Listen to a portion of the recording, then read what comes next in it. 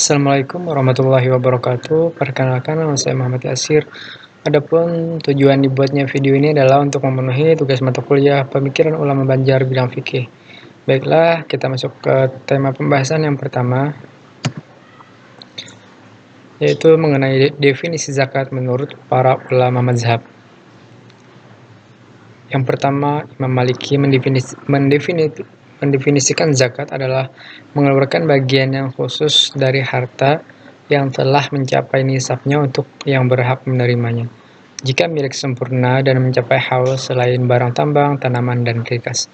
Yang kedua, Imam Hanafi mendefinisikan zakat adalah kepemilikan bagian harta tertentu dari harta tertentu untuk pihak tertentu yang telah ditentukan oleh syara untuk mengharap keridhaan Allah Subhanahu wa taala.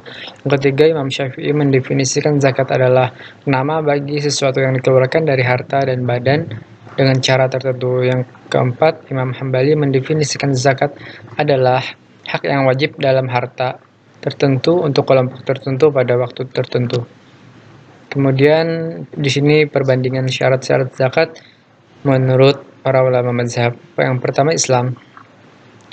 Imam Hanafi, Syafi'i, dan Hambali, zakat tidak diwajibkan pada non-muslim, sedangkan Imam Maliki, bagi non-muslim juga diwajibkan sebagaimana diwajibkannya kepada muslim, tak ada bedanya.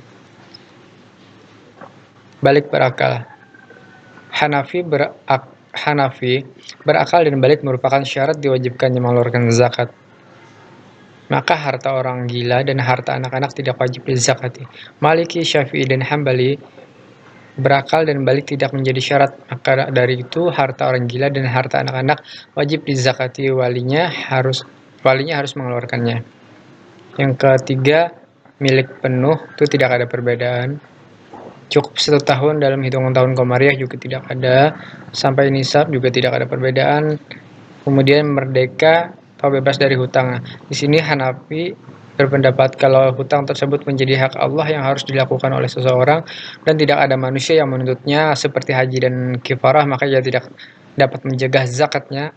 Maliki, hutang itu hanya mencegah zakat emas dan perak, tetapi tidak untuk biji-bijian, binatang ternak, dan barang tambang.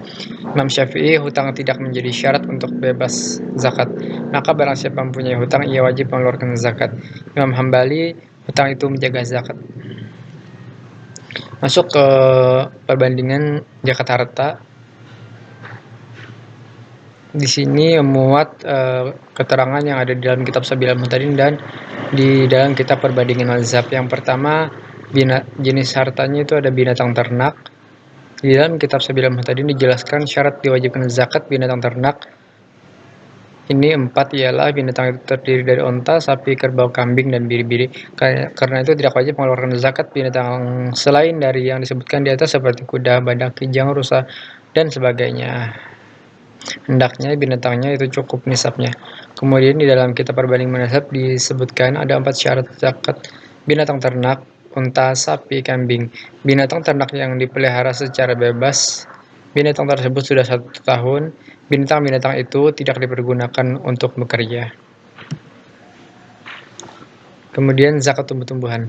Di dalam kitab Sabilul Muhtadin disebutkan tidak wajib zakat pada semua buah-buahan dan tumbuh-tumbuhan terkecuali buah yang dapat mengenyangkan dan menguatkan tubuh pada waktu normal seperti kurma, anggur, gandum, jelai.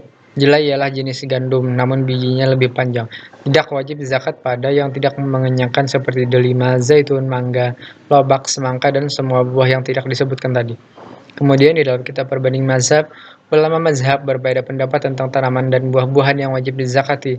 Hanafi, semua buah-buahan dan tanaman yang keluar dari bumi wajib dizakati kecuali rumput, kayu, tebu, bersih. Maliki dan Syafi'i, setiap tanaman dan buah-buahan yang disimpan untuk kepentingan belanja wajib dizakati seperti gandum, beras, kurma, dan anggur. Hambali, semua tanaman dan buah-buahan yang ditimbang dan yang disimpan wajib dizakati. Kemudian emas dan perak. Dalam kitab Sabilul Muhtadin dijelaskan tidak wajib zakat selain emas dan perak, seperti mutiara, intan, zamrud, virus, kasturi, ambar, dan lainnya. Adapun di dalam kitab perbanding mazhab, 4 mazhab berpendapat emas dan perak wajib zakati jika dalam bentuk batangan. Begitu juga dalam bentuk uang. Mereka berbeda pendapat mengenai emas dan perak dalam bentuk perhiasan. Sebagian mewajibkan zakat, sebagian yang lain tidak mewajibkannya.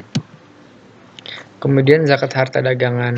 Di dalam kitab Sabila Muhtadi ini jelaskan zakat barang dagangan sebanyak 2,5% dari harga barang yang wajib dikeluarkan. 2,5% seperti zakat emas dan perak karena diperhitungkan nilainya bukan dari bendanya.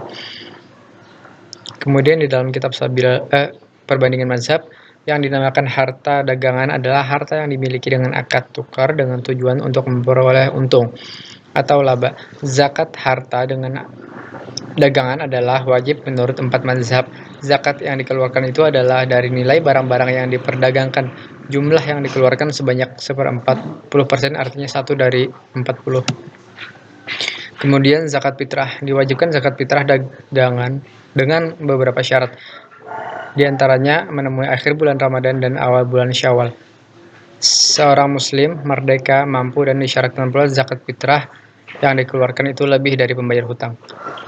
Kemudian dalam kitab perbandingan mazhab, 4 mazhab berpendapat zakat fitrah ini diwajibkan kepada setiap orang Islam, baik tua maupun muda. Maka bagi wali, anak kecil, dan orang gila wajib mengeluarkan hartanya serta memberikannya kepada orang fakir. Nah, yang bagian yang terakhir ini mengenai fatwa kontemporer mengenai zakat. Disebutkan bahwa jenis-jenis harta benda yang wajib dizakati pada zaman modern sekarang ini sebagaimana disampaikan oleh Profesor Dr. Muhammad Yusuf Al-Qaradawi dalam kitabnya Fikih Zakat adalah sebagai berikut. Yang bagian A, az-zahab wal fiddah, yakni emas dan perak, termasuk batu permata, intan, berlian, dan logam mulia. Nah, ini berbeda dengan pendapat Syekh Muhammad Arsyad Al-Banjari yang mengatakan hanya emas dan perak tadi ya. Yang B, at-sarwa al-hayawaniyah, kekayaan berupa hewan. Hal ini tidak terbatas pada onta, sapi, kerbau, dan kambing, tetapi meliputi seluruh hewan yang halal diternakan termasuk ayam, itik ternak, dan burung ternak. Yang C, at-sarwah az-ziraiyah, kekayaan hasil pertanian. Hal ini tidak hanya terbatas pada padi, jagung, gandum, anggur, dan kurma saja, tetapi meliputi seluruh pertanian yang bernilai ekonomis dan dapat diperdagangkan seperti cengkeh, tebu, dan palawija. Yang D, at-sarwah at-tijariyah, meliputi seluruh barang-barang yang sah dan dapat diperdagangkan. Yang E, an-nuqud, mata uang seperti rupiah, ringgit, dolar, rial, dan dinar, termasuk uang simpanan, tabungan, deposito, dan surat-surat berharga. Yang F, al-muntajat al-hayawaniyah waz-ziraiyah, barang yang diproduksi dihasilkan oleh hewan atau dari tumbuh-tumbuhan seperti susu, madu lebah, gula, dan permen. Yang G, at-sarwah al-ma'daniyah